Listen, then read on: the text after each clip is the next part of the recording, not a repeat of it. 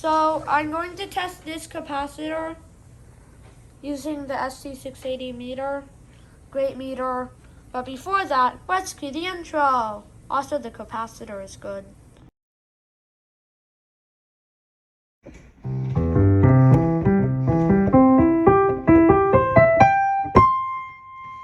Quick tip, how to test a capacitor.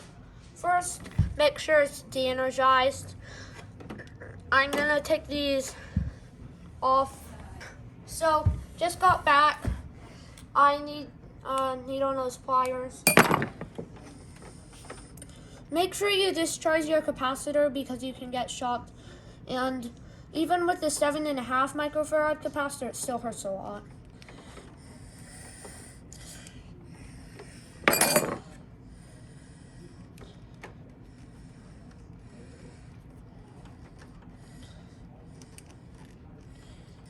So, got one terminal out, so it's not the compressor windings aren't interfering.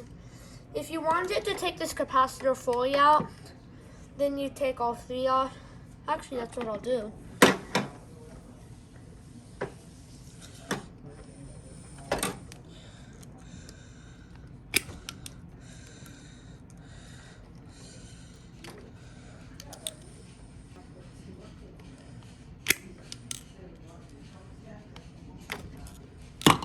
So, just got all the terminals out.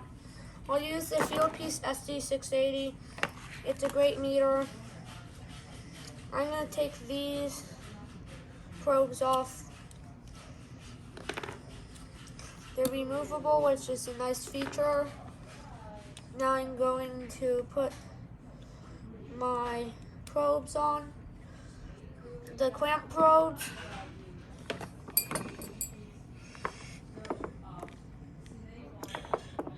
So, it's a 35 microfarad capacitor.